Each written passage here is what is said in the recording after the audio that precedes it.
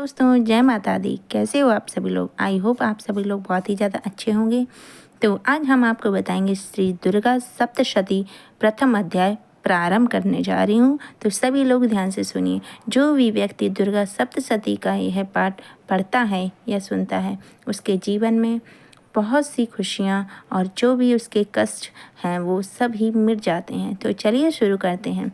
श्री मार्कंड जी बोले, मैं भगवान सूर्य के पुत्र श्रावणी की उत्पत्ति की कथा विस्तार से कहता हूँ। आप ध्यान से सुनिए। सूर्य की छाया स्त्री से उत्पन्न श्रावणी जगत जननी महामाया की कृपा जैसे जैसे मनवंतर का अधिपति बना, वह कथा सुनिए। पूर्व काल में स्वरोचिस मनवंतर के चैत्रवंशी राजा सुरत समस्त पृथ्वी के चक्रवर्ती राजा हुए। वे प्रजा का नित्य प्रति औसत पुत्रों की भांति धर्म पूर्वक पालन करते थे। तो भी यवन राजाओं ने राजा सुरत की शत्रुता हो गई। दुष्ट दलन राजा सुरत ने उसका भयंकर युद्ध हुआ और थोड़ी सेना व कोष होने पर भी वे यवन राजाओं का सुरत को हरा दिया। तदनंतर राजा अपने नगर में आराज्य करने लगा। तो भी अन्य शत्रु राजाओं ने राजा सूरत पर चढ़ाई कर दी और नगर के दुराचारी मंत्रियों का राजकोष, सेना व समस्त वस्तुएं छीन ली। तब राजा सूरत हंसकर बोला, अकेले ही घोड़े पर सवार होकर खेलने बहाने घने वन में चला गया। वहाँ महर्षि मेधा का सुंदर आश्रम देखा जो हिंसक सिंह आदि पर शिष्यों और मुनियों की सुशोभित था। वहाँ बैठे हुए महर्षि मेधा को राजा सूरत के नमस्कार किया और मुनि के उचित सत्कार प्राप्त कर कुछ काल तक इधर उधर विचरता हुआ इसी आश्रम में रहा। कुछ समय के उपरांत फिर वह अपने राज्य तथा प्रजा के संबंध में चिंता करने लगा। जिस राज्य को मेरे पूर्वजों ने भली भांति चलाया और प्रजा का पालन किया, वह आज मुझसे रहित हो गया। वे दुष्ट प्रतंगगण राज्य का संचालन धर्म नीति के अनुसार कर रहे होंगे या नहीं। मेरा प्रधान हाथी भी शत्रुओं के वश में न जाने क्या क्या कष्ट भोगता होगा। और जो आज्ञाकारी अनुचर नित्य प्रति प्रसन्नता पूर्वक धन और भोजन प्राप्त करते थे, अब उन दुष्ट राजाओं के आश्रय में रहकर कष्ट पाते होंगे और मंत्रीगण राजकोष के कुमार्थ में व्यर्थ ही अपव्यय कर होंगे। जो धन मेरे पूर्वजों ने बड़ी परिश्रम से संग्रह किया था नष्ट हो गया। इस प्रकार वह राजा भी सभी बातों की चिंता करने लगा। कुछ समय पश्चात एक दिन महर्षि मेधा के आश्रम के समीप एक वैश्य को आते देखकर राजा ने उस वैश्य से पूछा, अरे भाई, तुम कौन हो? यहाँ क्यों आए हो? तुम्हारा मलिन मुख शोकयुक्त दिखाई दे रहा है। इस प्रकार राजा सूरत की बातों को उस वैश्य के राजा सूरत ने कहा, हे राजन, मैं समाधि नामक एक वैश्य हूँ। मेरा जन्म धनवान कुल में हुआ था। मेरी दुष्ट स्त्री पुत्र आदि ने धन के लोभ में मुझे घर से निकाल दिया और मेरा सारा धन छीन लिया।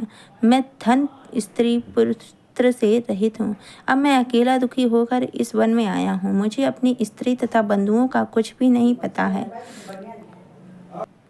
मैं यहाँ रहने के कारण अपनी स्त्री पुत्र स्वजनों की परिस्थिति को नहीं जानता कि वे इस समय अपने स्थान पर सुखी हैं या दुखी।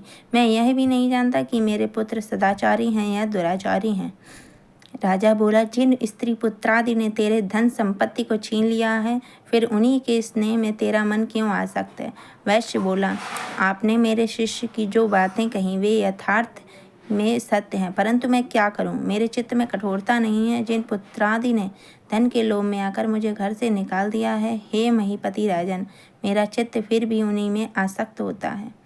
यह जानते हुए भी अनजान हो रहा हूँ। मेरा मन उन दुष्टात्माओं के स्त्री पुत्रादि में आसक्त हो रहा है और इसी के अंधविश्वास से चल रहा हूँ। मुझे इसका दुख है और मन भी खिन्न है।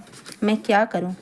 इन स्वजनों की निष्ठुर होने पर मेरे मन में उनके प्रति प्रेम है। श्री मार्कंड जी बोले, हे द्विज श्रेष्ठ, तत्पश्चात राजा सूरत और समाधि वैश्य दोनों ही मेधा मुनि के समीप चले गए और प्रणाम कर बैठ गए हैं और मेधा ऋषि के कथा वार्ता करने लगे। राजा बोले, भगवान, मैं आपसे एक बात पूछता हूँ, आप उसे जरूर बताइएगा। हे महाराज, मेरे मन वश में नहीं है, इससे मुझे दुख है। छिने हुए राज और स्त्री पुत्र बांधवों की ममता मुझे अभी तक बनी हुई है। हे मुनि श्रेष्ठ, यह जानते हुए भी मैं क्यों मेरा स्नेह अज्ञानियों की भांति उनके विशेष बनता हुआ और उस समाधि के वैश्य की स्त्री पुत्रादि ने त्याग दिया है तथा इसे घर से निकाल दिया है। यह भी उनमें अत्यंत आसक्त रहता है।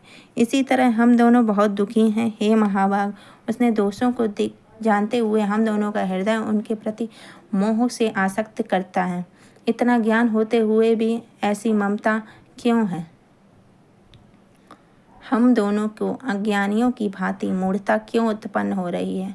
महर्षि मेधा ने कहा, हे महाभाग, विषय मार्ग का ज्ञान समस्त जीव जंतुओं को है। इसी प्रकार विषय भी उनके पृथक पृथक होते हैं।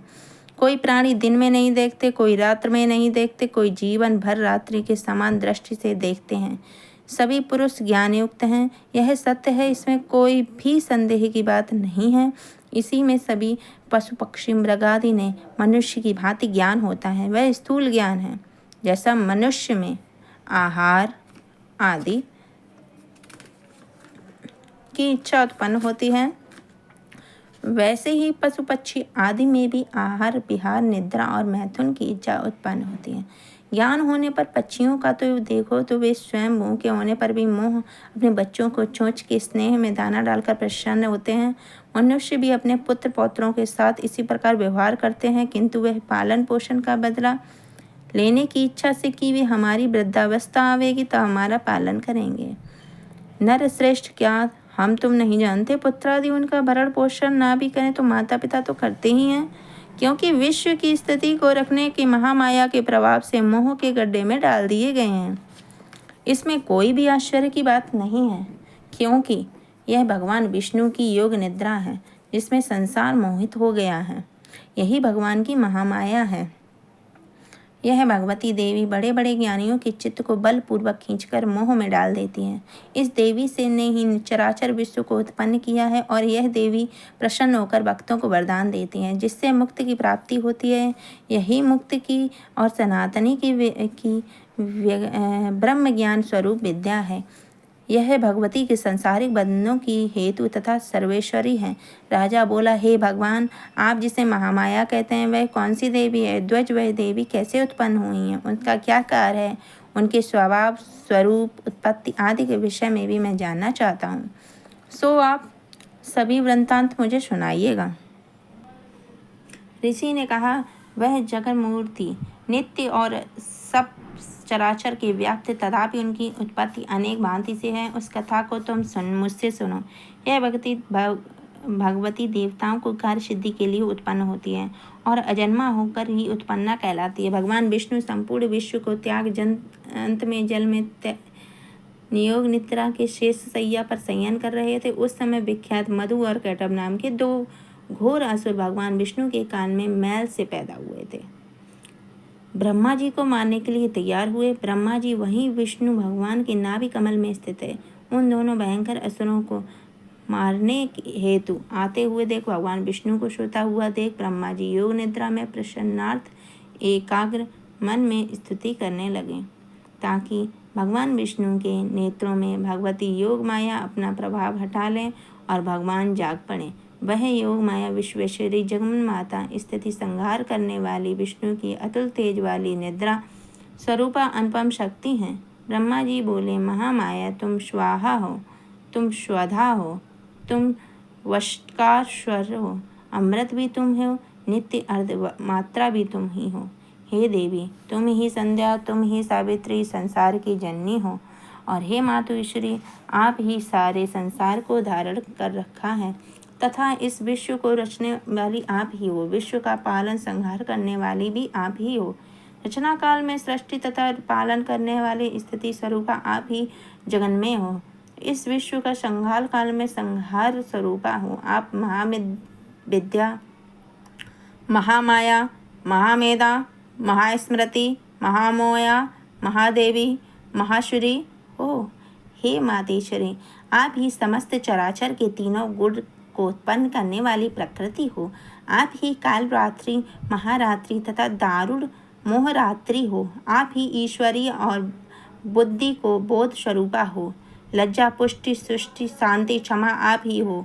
हे मातेश्वरी, आप खड़ग, शूल, गौर, गदा, चक्र, शंख, धनुष, वाण, रुंडी, परिद्र आदि अस्त्र शस्त्रों को धारण करने वाली हो। हे देवी, आप ही सौम्योत्तर हो तथा संसार में आप ही अति सुंदर हो।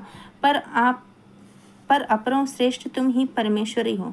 अखिलात्मके सत और असत जो भी कुछ जहाँ है उन सब की शक्ति आप ही हो। मैं आपकी कैसे प्रार्थना करूं? जो इस विश्व के रचना पालन और संहार करता है उस भगवान विष्णु की अपनी निद्रा को वश में कर लिया है। फिर भला बताइए कौन आपकी प्रार्थना करने से समर्थ है? जबकि आपने भगवान विष्णु ईशान मीन्स शंकर तथा मुझको यह शरीर ग्रहण कराया है, अतः कौन मनुष्य या देवता आपकी स्तुति करने में समर्थ है? आप तो अपने प्रभाव से स्वयं प्रशंसित हो। मधु और कैटभ नाम के इन महादुष्टों को अब आप मोह लीजिए और जगदीश्वर भगवान विष्णु को जगाइए। इन दोनों महान असुरों का संहार करने के लिए भगवान विष्णु को बुद्धि दीजिए। ऋषि बोले, इस प्रकार जब ब्रह्मा जी मधु और कैटभ असुरों को संहार के लिए तब भगवान विष्णु को जगाने के लिए तामसी देवी की प्रार्थना करने लगे। उसी समय भगवान विष्णु के नयन, मुख, नासिका, भुजा, हृदय, वक्ष स्थल निकल गए। अवक्त अजन्मा योग माया ब्रह्मा जी के सन्मुख उपस्थित हो गई और योग निद्रा में मुक्त होकर भगवान जनार्दन जाग पड़े। तदनंतर भगवान विष्णु ने उस महान पर वीरवान मधु और कैटभ असुरों को देखा और रक्त वर्ण नेत्र दिए। ब्रह्मा जी को खा जाने हेतु उद्योग कर रहे थे, तब भगवान विष्णु ने शेष सैया पर उठकर उन असुरों को 5000 वर्ष तक बाहु युद्ध किया। अति बलशाली और उत्पन्न दोनों असुरों को महामाया ने मोहित कर रखा था। अतः दुष्टों ने भगवान को कहा कि हम तुम्हारी वीरता से संतुष्ट हैं, तुम अपने से वरदान मांगो। भगवान ने कहा, यदि तुम मुझे पर प्रसन्न हो तो मेरे हाथ में तुम्हारी मृत्यु है, मैं तो केवल यही वर चाहता हूँ। ऋषि ने कहा, इस भांति विष्णु ने यह वरदान ले लिया कि भगवान कहने लगे कि हमें सर्वत्र जल ही जल दिखाई देता है, इसलिए मैं भगवान हमारा वध उस स्थान पर कीजिएगा जहाँ पर पृथ्वी पर जल न हो। ऋषि मेधा ने कहा, तब शंख चक्र गदा धारण किए हुए भगवान विष्णु ने उन्हें तथास्तु कहकर दोनों सिर अपनी जांघों पर रखा और चक्र से काट दिया। इस प्रकार यह महामाया देवी ब्रह्मा की स्तुति करने पर स्वयं प्रकट हुई थी। हे राजन, अब मैं उनके प्रभाव का वर्णन करता हूँ, तुम भी ध्यान से सुनिए।